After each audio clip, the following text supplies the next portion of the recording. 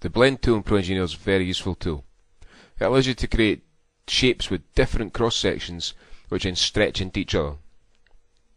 To use it, go to the Insert, Blend, Protrusion. Three different types of blend you can use: parallel, rotational, general. Normally the parallel will be what you want. So here, click Done. Straight or smooth, I'll show you the difference between both of them, but at the moment I'll just say straight and we'll say done. If to make it plain, so I'm going to take the top, and I'm checking the arrow here is pointing up the way, and I'm going to OK.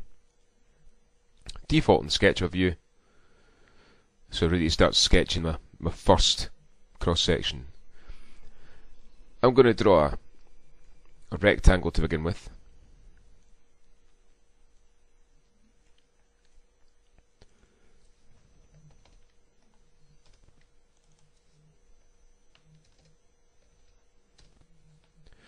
Now, this is the base shape.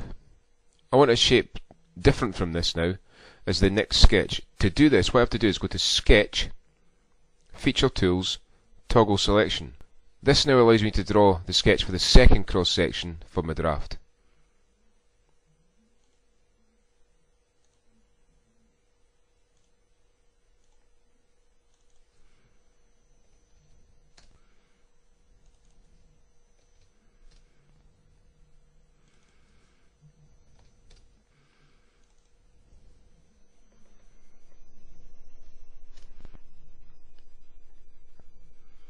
I'm now going to add a third sketch for these cross sections. So to do that, Sketch, Feature Tools and Toggle Selection. And this time I'm going to add a circle.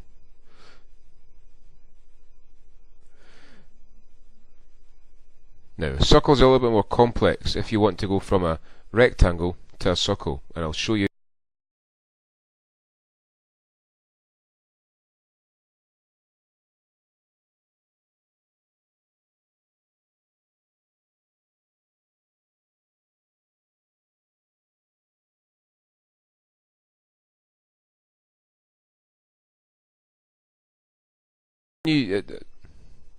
When using a circle as part of your draft, you have to split the circle up with little points.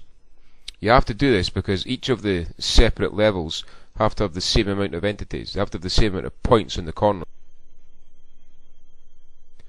The other thing to keep in mind here is that these different sketches will be drafted up from these points which just have the arrows on them. If we put an arrow here and had the arrow for this one around here,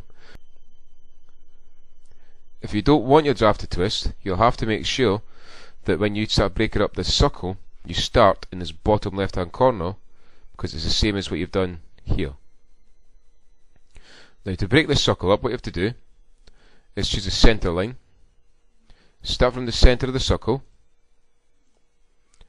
and set that to the angle you want. I want it to be 45 degrees. I'm then going to draw another center line, and this one will be perpendicular to that one. That's shown by these red marks that are here and here. I'm now ready to start breaking the circle up. To do that, I need to come down to this tool here, click on a little arrow, select the divide tool. And now starting from this corner, I'm going to divide the circle up into 4 points, which matches the 4 corners of the rectangle.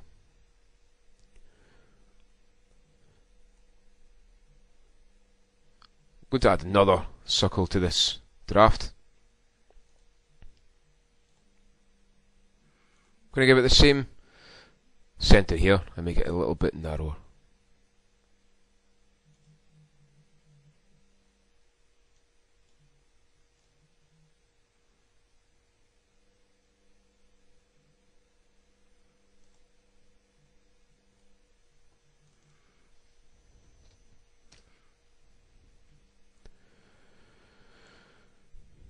Again, this needs to be split too.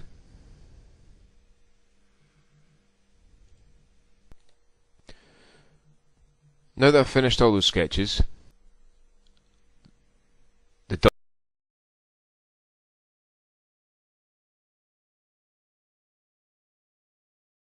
untick here.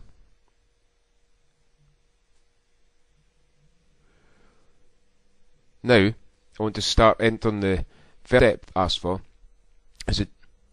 The first depth asked for is the distance between the first two sketches you made. This one, in this case, I'm going to make 100mm. Once you've done that, you click the green arrow.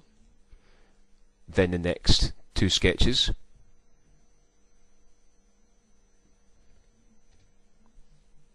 And the green arrow. And then the next two sketches. Once all your elements have been defined, click on the preview to see what you've done. And here we have a straight draft with this. Almost looks a little bit like a perfume bottle.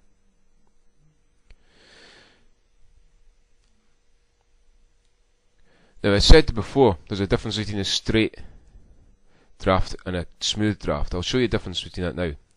I'll go and click this straight and define it. I'll select the smooth draft. Done. And if you see the preview, here's the difference. One made it more angled, and the other gives it a much more smooth finish with no corners in it.